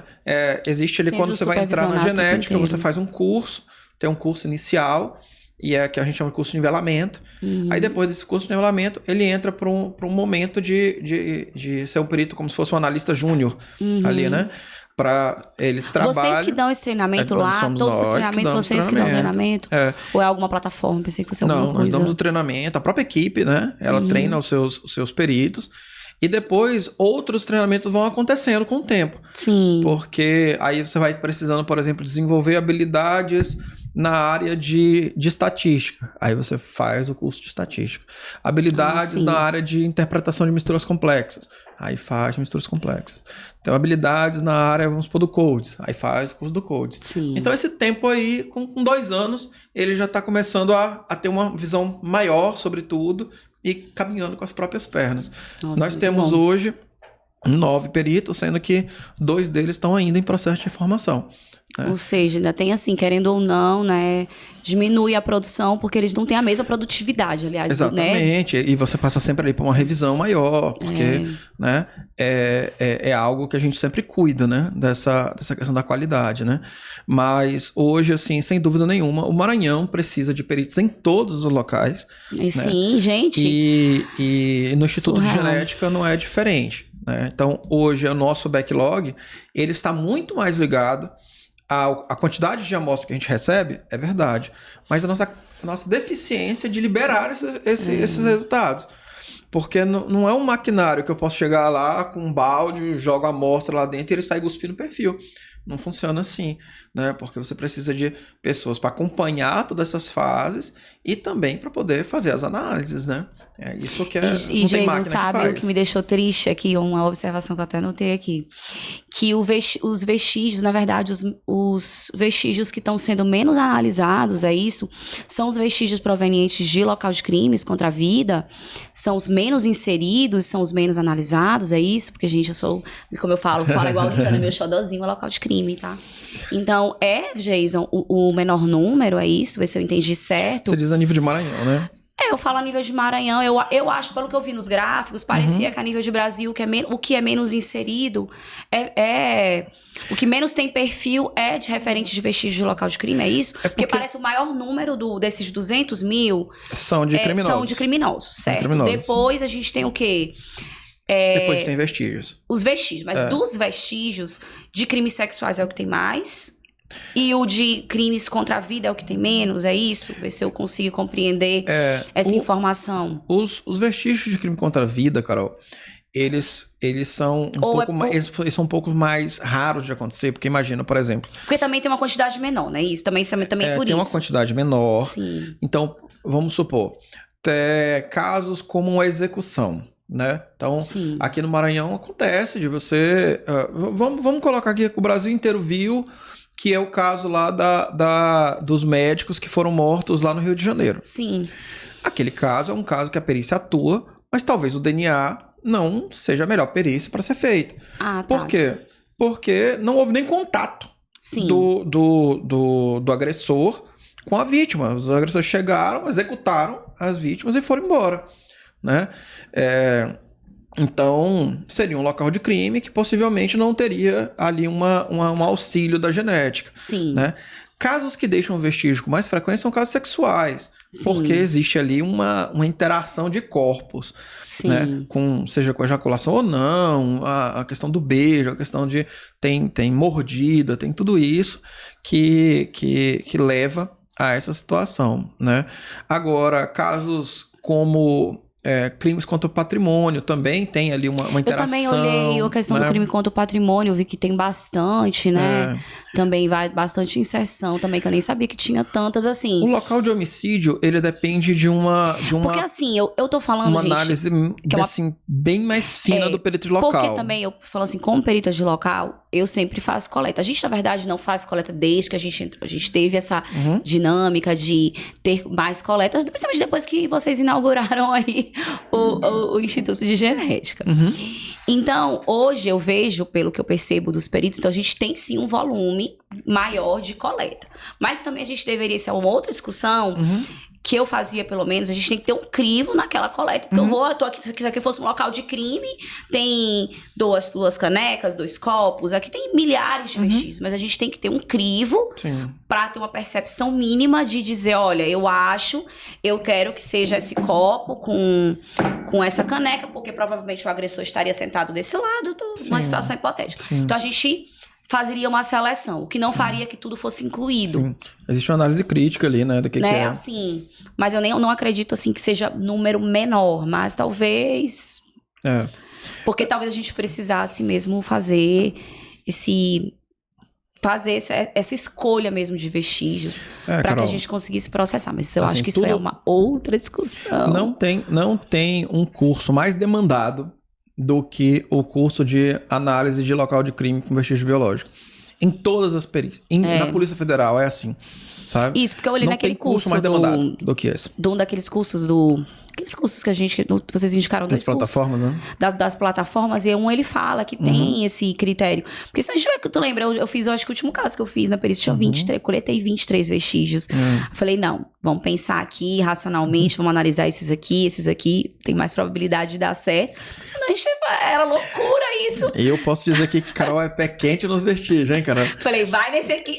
Gente, eu falei uma vez pro Jason disse assim, Carol, não vai dar certo. Eu falei, Jason, vai dar certo. Carol é pé quente. Falei, vai dar certo esses vestígios bem aqui. Deu. Carol, você lembra que o primeiro match foi com um caso seu, né, Carol? Eu anotei, porque eu lembrei agora. Eu falei, primeiro match, porque, gente, eu lembro que eu coletei. Eu fiz uma coleta, assim, que todo mundo ficou assim, meu Deus. É tipo assim, o delegado, não vou nem dizer o nome do delegado, olhou e falou assim, mas essa menina é doida. Eu falei, não, eu vou coletar no escuro. Conta de que foi, Carol? Conta de que foi.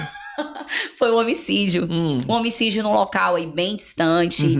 O local não tinha energia, a gente usou uma luz que tinha na viatura. E aí eu olhei o vestígio e disse assim, é esse vestígio aqui. Aí coletei, na época ninguém coletava esses vestígios. Aí eu falei, eu vou coletar esse vestígio. E o pessoal ficou cético? Não, botaram assim, ó. Botaram uma observação na pergunta. Aí o delegado olhou e falou assim, não, gente, não acreditando, nessa escuridão, ela coletando, né, o vestígio. Aí eu coletei o vestígio, enviei pra lá, mas assim, gente, despretensiosamente, porque foi em 2017, o laboratório tinha acabado de abrir. Aí quando vocês me ligaram, eu lembro que, ou tu me ligou, não lembro, ou foi Cristiane dizendo assim, meu Deus, deu um match. Eu disse, quê? Como assim? Né? Aí deu um match com outro caso, que era até um caso de um outro perito. Eu até conheci o caso depois, aí eu falei, não acredito, a gente foi até pro IGF, Cristiane comprou um champanhe. Não, a gente tem que comemorar, porque aconteceu muito rápido o match. Era um match que eu acho que era pra acontecer em 5 anos, match de vestígios de local de crime, e de repente, acho que com poucos meses, acho que uns 8 meses, aconteceu o primeiro match. Aí eu falei, cara, não acredito, foi certo. Presidente do pé quente, Carol. Mas assim, eu me sinto muito orgulho disso, porque assim, a gente faz a coleta, a gente imagina assim, não vai dar em nada. Mas eu penso ao contrário, eu falei assim, pronto, vai dar. Ó, Carol, o primeiro match foi você. E a gente falou que o que nos trouxe aqui foi o número de 200 mil, né? O número 200 mil perfis. E por uma grata, assim, felicidade, a amostra 200 mil do banco é uma amostra nossa, do Maranhão. Olha, então, que coisa legal, momento né? Histórico, assim, né? Um momento histórico. A gente contribuiu, nem que seja com aquela amostra do 200 lá, 200 mas aquela é a nossa, né? Muito bom. É muito orgulho, gente, assim, daqui. Acho que é esse o caminho que a gente tem que seguir, Jason. Com todas essas dificuldades, mas quando a gente conta, um caso que dá certo, um caso que você fala, nossa, eu coletei, nossa, foi assim, coletei isso aqui que foi determinante, assim, eu me sinto muito realizado com isso. Tô sentindo falta aí de local de crime. Acho que eu tô pra voltar, viu, gente? Tô acabando a minha gestão ano que vem. Vou voltar pro local de crime. Será? Encher o IGF de Será? Eu acho que não, Carol. Então, vamos lá. Mas assim, não, gente, Carol. Sou apaixonada. Jason, a gente, esses podcasts, se eu deixar, vocês não têm noção, eu coloco um monte de coisa aqui. Vamos falar da campanha, então? Vamos falar logo da campanha, duas coisas. A campanha de desaparecidos, tá, sim, Jason? E eu queria que você falasse, que vai ser a última coisa. Não, vou falar por último, só falta mais uma coisa. Porque isso aqui eu quero que você fale. Fala da campanha de desaparecidos, depois a gente vai falar sobre isso bem aqui, ó. Pode falar sobre isso aqui? Sim. Pode falar sobre isso ou não? Prefere não falar? Se preferir, vocês sabem o que é, né? Vamos ver como é que é o tempo. Eu acho que esse caso aqui a gente vai falar depois. Isso aqui. Vamos falar só do desaparecido, que já tá aqui, gente, com bastante tempo, já tá bem estourando o horário. Carol, vamos lá. Então, como eu disse, a gente fala sempre de banco e às vezes é sempre numa linguagem mais de acusação, enfim, de resolução de crimes. A gente tenta desmistificar isso, dizer que o banco também é para absolver. Mas existe também uma outra ferramenta, que é uma outra função do banco que eu acho incrível, que é a capacidade que a gente tem de localizar pessoas em situação de desaparecimento. Sim. Então, famílias que hoje no Brasil é uma demanda a cada dia, né? Você tem 8 pessoas em situação de desaparecimento no país. Meu Deus, é muita gente. É muita gente, sabe? Seja desaparecimento de maneira voluntária, seja desaparecimento de maneira involuntária. Sim. Tanto é que em 2019 o país inaugurou uma nova política de localização de pessoas desaparecidas, justamente para que a gente possa tanto proteger crianças que possam ser sequestradas, roubadas de maternidade, enviadas para outros países, quanto pessoas idosos que muitas vezes perdem a consciência, às vezes ficam em lares de recuperação. Sim. Quanto pessoas que, por às vezes, acabam em situação de morte e o corpo, depois de algum tempo, ele vai perdendo suas características com a sua capacidade de identificação. Pelo menos uma identificação visual. Só podendo ser identificado por métodos técnicos, né? Métodos periciais. Então, hoje, o IML tem uma demanda grande de corpos que não tem a sua identificação. E corpos que são sepultados, são inumados como indigentes, né? Aquele indigente que a gente fala. E cada indigente que é sepultado é uma família que não sabe onde está o seu familiar. Sim. Então, para cada corpo que nós colocamos sem identificação em uma cova, você tem um conjunto de pessoas que não têm informações e que sofrem. Então, quando foi em 2021, nós fizemos uma campanha, a primeira fase da campanha, aqui em São Luís, ela ocorreu na Praça Deodoro, que é a campanha de coleta de DNA de familiares que tem pessoas em situação de desaparecimento. Sim. Carol, por incrível que pareça, quando a gente lançou a campanha, algumas autoridades até disseram, mas ninguém vai aparecer lá, não tem esse tipo de demanda. As pessoas sofrem, as pessoas apareceram em peso, as famílias vieram do interior, as famílias nos procuraram antes, durante, depois da campanha. Dores silenciosas, então. Querendo entender como é que poderia fazer para poder doar seu material e como que isso seria procurado. Sim. Então, pelo país inteiro, nós coletamos pessoas, coletamos famílias. E aí eu faço aqui até o chamamento, né? Se você que está assistindo o podcast e tem uma pessoa que está em uma situação de desaparecimento, principalmente o desaparecimento involuntário, não é aquele do pai que saiu para comprar cigarro e não voltou, né? É aquele que abandonou a família e agora tem outra família. A gente não consegue localizar o paradeiro das pessoas. Mas, como a gente está agora nesse momento, né, com a situação de um advogado que está em situação de desaparecimento, saiu, deveria voltar e não voltou, algo de errado aconteceu. Saiu, foi para a universidade, deveria voltar à noite, aí você viu, a família entrou em contato, viu que ele nem chegou lá na universidade, no colégio. Entre em contato com a polícia imediatamente. Sim. Não há aquele mito que você precisa esperar 24 horas para que isso aconteça. Se o momento de ir atrás da polícia é o momento que a família entendeu que está errado.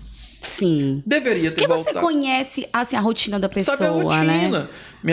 Minha filha estuda, ela chega 10 horas. Se 10h15 ela não chegar, tá? Começa a estudar errado. Se você atende, ela não atendeu o telefone, você liga, a pessoa diz que não viu, não sabe, tem alguma coisa errada, não precisa de um dia.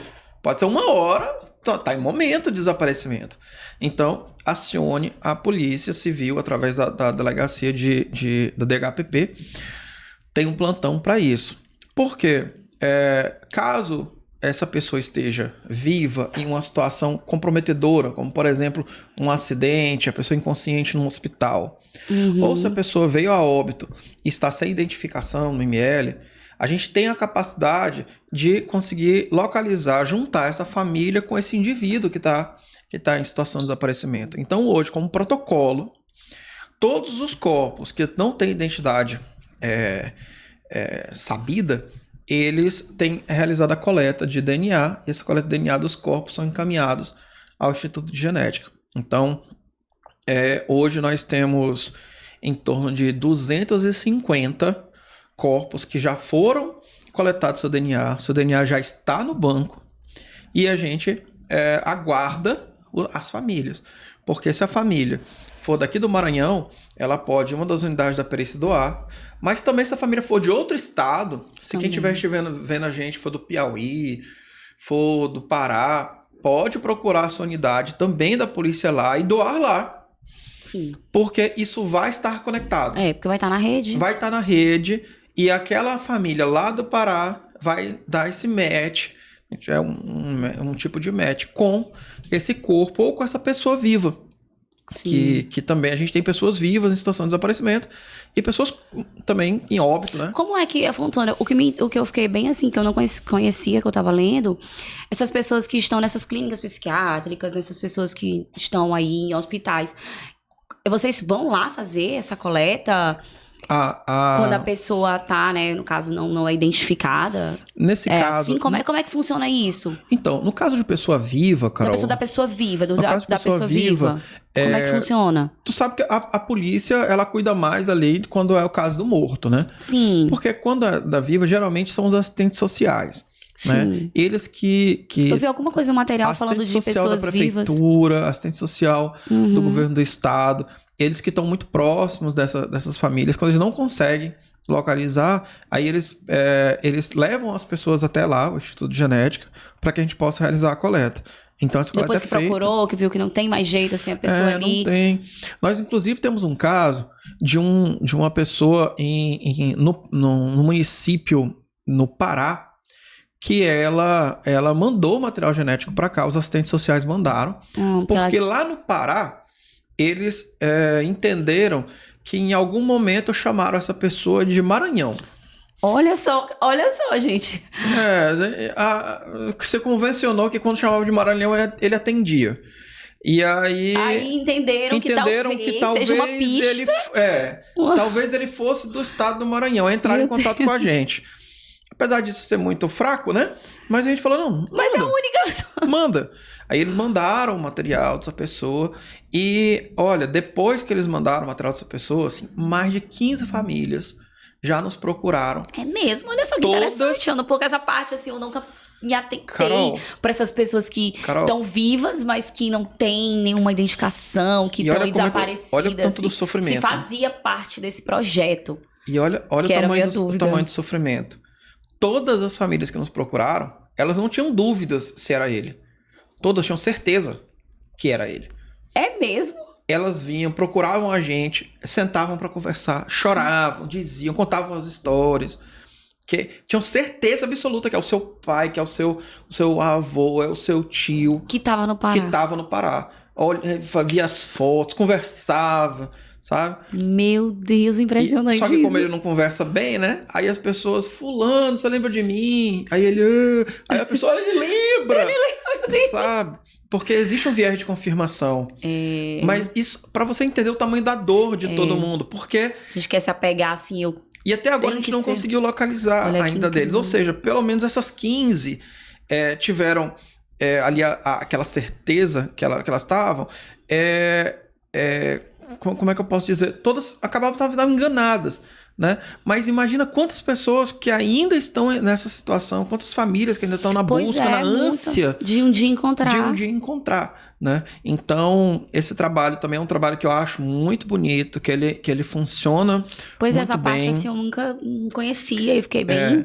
Vou te confessar que a gente não encontrou, até agora, o número de pessoas vivas é bem menor do que o dos corpos, que os corpos acontecem com toda hora, mas eu falo assim que é uma situação que eu mesma nunca tinha pensado, assim...